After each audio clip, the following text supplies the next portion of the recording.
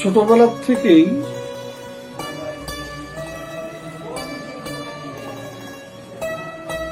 আমি ধর্মমুখী ছিলাম।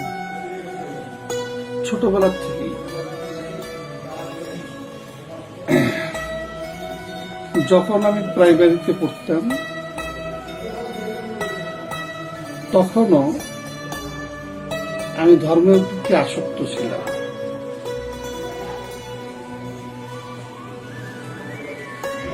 তো দাদারা, আমার বড় দাদারা এটা পছন্দ করত না, একদমই পছন্দ করত না।